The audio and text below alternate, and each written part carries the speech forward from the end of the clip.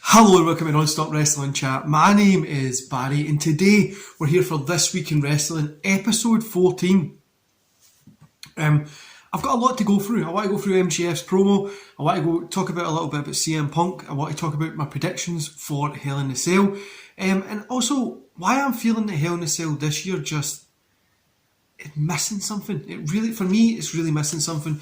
But we'll get into that today, guys. Don't forget to hit like, subscribe and that beautiful notification bell.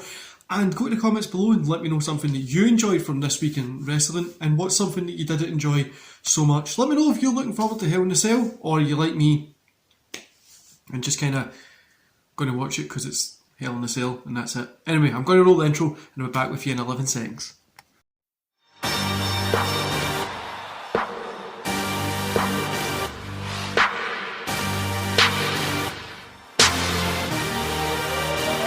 Okay guys, so let's kick things off talking about Hell in a Cell, my predictions. So we'll run through the matches, I'll tell you my thoughts and feelings on it, and we'll kind of predict what I'm getting from it. So Madcap Moss versus Happy Corbin, a no holds barred match, don't really care for it. I think Madcap's probably going to get the win here. Again, I'm not that interested in this one. Finn Balor, AJ Styles and Liv Morgan versus the Judgment Day, Edge, Damien Priest and Rhea Ripley. It should be okay. Do you know what I mean? I think it will be good.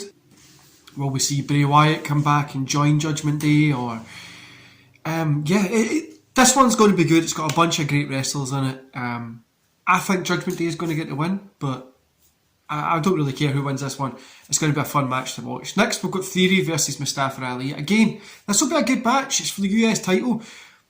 But I don't really think it matters who wins this. I think Theory will retain. I think it's just another, I'm going to retain this and move on.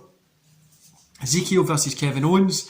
Owens gets the win. I don't care about this at all. Bobby Lashley versus Omos and MVP. I don't care about this, but I hope Bobby Lashley gets the win just to go back to looking like that unbeatable monster. Then we've got Bianca Belair, Asuka and Becky Lynch for the Raw Women's Championship. I think this one's going to be fantastic. I think this one's really, really going to be great. I think Becky Lynch, she'll get, I don't know if she'll get the pin again, but I think Belair will retain. I think she'll keep it. There's no point in taking it off her. I think keeping the championship on her is the right decision. And the Hell in a Cell match that we've got is Cody Rhodes versus Seth Rollins. One thing I do like is this is obviously the third match that they're having. I think this will probably be the end of it and they'll be moving on to separate things here. I do think Rhodes will get the win, but I hope we see the Hell in a Cell that we're all used to seeing. I mean, like back in the old days, like the blood, the guts, the Hell in a Cell. I hope we see it because we've been missing that recently, and I really hope we do get back to that and we do get to see it. But I think this match will be good. The card's okay. I mean, it's nothing. It's that lull time for wrestling, isn't it? We kind of, the now picks up for SummerSlam and Survivor Series, drops back off, picks back up for Rumble and Mania, then drops off, and that's where we are just now. We're at that kind of drop off period. But moving on from that, guys, is I'm really feeling that Hell in a Cell is just, it's just missing something this year. For me, I every year, I mean, this Hell in a Cell pay-per-view is never fantastic, and I just think this is just another example of why we could use Hell in a Cell as a match instead of a pay-per-view. Looking at my notes, I went through my predictions. The way I was saying that I would book it is obviously I'd want people like Roman Reigns on there, I want your Ronda Rousey's on there, I would want get a Lesnar, a Cena, or something. I mean, you could have something. You could have a Roman Reigns versus Cody Rhodes, Seth Rollins match, which would have been fantastic. But we're obviously not going to get that. But yeah, I want to talk about AEW a little bit more here. So yesterday I was on SCW Steve's show. Just before we move on to AEW, go check that out. Live stream, we reviewed Armageddon 2000, and it was a fantastic little show. And it really made me realise that a lot of story has been left in wrestling just to tell flips. Do you know what I mean? More flips and like more short term stuff has been, it's just there instead of from story that we got. You know, we were setting up a story at the start of December that's going to be at the WrestleMania after it. And it's just a fun little thing. But I think something I did bring up, guys, is this is I've totally forgot what I was to be talking about there. That's what I was going to say. I'm linking this into, we've got that long-term storytelling, the, like, is this real, is it not, like, what's going to happen next, like, wondering what's going to happen next. And I think that's what we're really getting with this MGF kind of segment. I loved this MGF promo that he did. I thought this was great. This is his, like, a Shane Douglas moment, a Austin moment, things like that. And I was moaning a little bit because everybody moans at me for saying that wrestling isn't as good now as what it used to be, which is true. But everybody's comparing it to the past. Everybody compares everything to the past because wrestling was better then. I mean, you have to get the comparisons to then. This moment had everything in it. It had the CM Punk pipe bomb feeling. It had the Austin feeling. It had a Shane Douglas, Ric Flair, all those types of feeling. If people don't know the Shane Douglas segment, it's when he threw down the NWA title in ECW and saying, like, he doesn't care about the people before him and stuff like that, which was cool. This is kind of like a moment like that. Do you know what I mean? And do you know, the one thing that really makes it, those kind of lines that are blurred, is it's true what he's saying. Tony Khan's just a guy with a bunch of money that's collecting wrestlers. It's like he's a kid with a toy box. And it's shit to say. I mean, people might say that I'm wrong here, but I think I'm right. I think it just feels like a guy with a toy box doing some fantasy booting and he's got a shit ton of money to do it. Do you know what I mean? But moving on from the MGF thing, which was fantastic, go check it out. I'm not a big MGF fan, guys, just while we're here on this point. I'm not a huge MGF fan, but this made me sit up and pay attention. If it was me, if I was Tony Khan, I'd be on the phone to WWE to try and work out something that MGF goes up there, badmouth Same a little bit, they steal somebody else, they work out, get a working relationship to build that wrestling, the real forbidden door between those two. But we're obviously not going to get that. Now, while we're still on about Tony Khan, let's talk about his comments about the Friday Night War, the literal one night war. I don't even know there was a Friday Night War. Do you know what I mean? It was like about a half an hour or something. It's not really something to be fucking tooting your horn about, really, is it? It's kind of awkward as well. I thought it was pretty weird. Yeah, I thought it was pretty weird.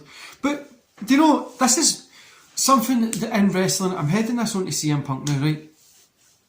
Here's where my rant starts. CM Punk winning the title. I'm not a big fan of it, but you knew it was going to happen. And then now having to... he hasn't relinquished it. He's just not going to be here for a couple of weeks. He's pretty much relinquishing it, but they're calling it interim. But I'm not interested in... All they have to do is book that Battle Royale for Dynamite, right? CM Punk's there. Whoever wins it, he gives the belt to. He shakes their hands and goes, when I'm better, I'm coming back and I want a match against you. Or whoever is the champion for that belt. They shake hands, Tony Khan's there, he shakes hands and agrees as well. And then we move on. CM Punk takes his time away because he's injured and gets better, comes back, has a match, wins the belt, 2-time AEW champion. Do you know what I mean? Something like that. Instead of from this interim stuff, then you need to have the 2-belt stuff, and it's fucking the same story that we've already had, and it's not going to work. I don't like it. And it's just shite. It's just... And talking about CM Punk, right? The injury stuff isn't his fault. We can't do anything about it and all that kind of stuff, right? But surely somebody must have said to Tony Khan, look, this is what we could have done. And like I was saying, while we're on this about CM Punk, this is something that I'm going to start shouting at, is this guy just proved why he has my fucking tits in.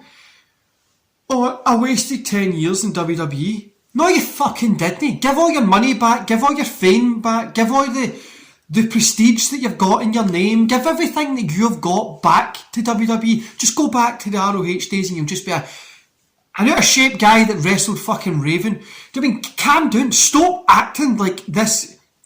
Everybody in wrestling community needs to stop acting like this guy is like everything he says is gospel.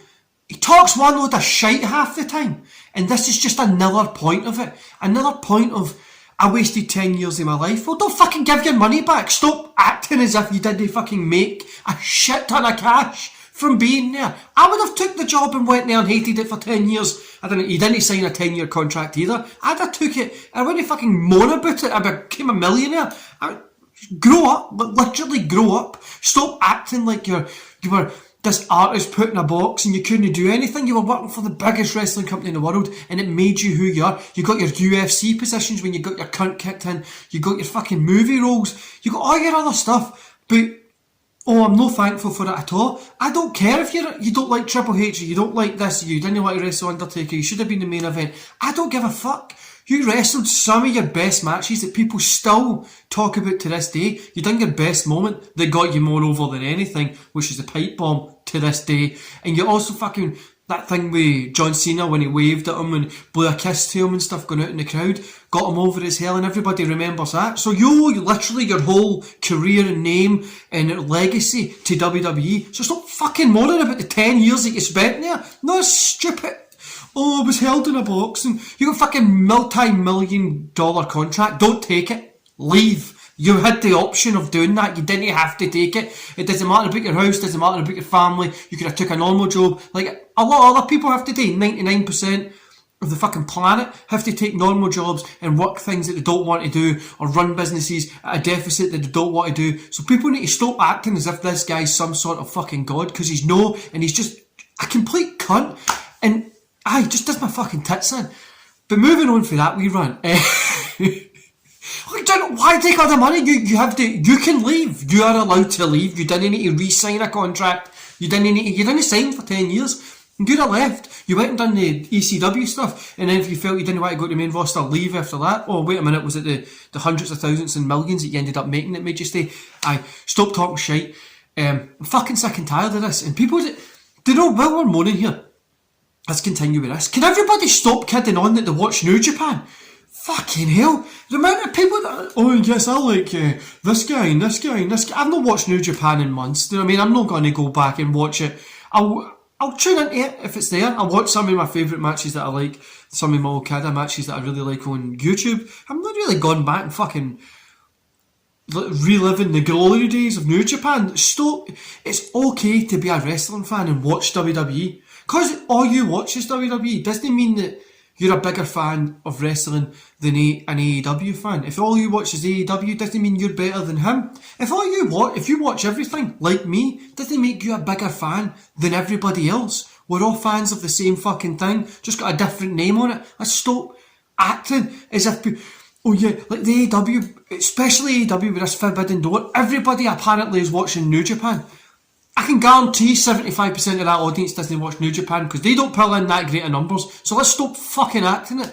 And just stop acting as if I'm a bigger wrestling fan than you, because I remember watching a Tokyo Dome match and there was only 6 people in it. Do you know what I mean? Like, I stayed with it during COVID. Just grow up, guys. Let's all just fucking grow up and let's build a community that's respectful, happy and enjoys the fucking show. Even if you want to moan about it like I do, it's fine.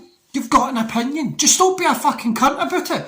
I'm tired of this CM Punk push and everybody seeming as if this guy is like fucking Jesus. He's an average wrestler that got over at the time because that's what people were wanting to fucking see, because we saw it in TNA and on the indies. We wanted to see that style there, and that's how you got over. He spent 10 years there, became a multi-millionaire and bitches about it every day. Grow the fuck up. This is why wrestling pisses me off. You know what I mean? You can't have an opinion. You can't enjoy a show. If you enjoy WWE, you enjoy WWE. I don't care if you enjoy it. I can hate everything that SmackDown just done with that Natalia shit that they just pulled. That's fine. But you can love it. That's okay. You can love Becky Lynch. I can hate her. You can love Daniel Bryan and think he's the best wrestler since Bret Hart, which he's clearly not because he's fucking shite. But you can love him. And I could think he's good in ring, but I can't, just like CM Punk, which most of these guys are. I'm tired of this. Let's just enjoy wrestling. I've had a little bit of a rant, guys. I'm sorry about that. It's sunny outside. I've had to record this 3 times because my editing software keep crashing and deleting the file. So I've been shouting at this camera for a good hour this morning. But I hope you enjoyed today's video, guys. Honestly, it's all love, good vibes. If you don't agree with me, let me know in the comments below. I love talking about wrestling. I don't care if you agree with me. I don't care if you don't. Let's just enjoy it. You can like Kevin Owens versus Ezekiel. I don't care. I honestly don't give a shit. I might think it's the worst fucking programme that's ever been booked, but you can enjoy it. That's your opinion. It's my opinion. That's what makes wrestling so beautiful. We can watch the same show and have multiple different opinions. Now before I go guys, don't forget to hit like, subscribe and that beautiful notification bell. I'm going to be doing a Q&A video for my birthday next Friday when I turn 31. I'm getting old guys. So I'm going to be doing a Q&A video for that. And don't forget, get your questions in. So I'm going to get them on Twitter, TikTok and Instagram. Even leave a question down below in the comments and I'll get them answered next week on one kind of big video. Anyway guys, enjoy the rest of your day. I'll see you back here on Monday for my Hell in a Cell review.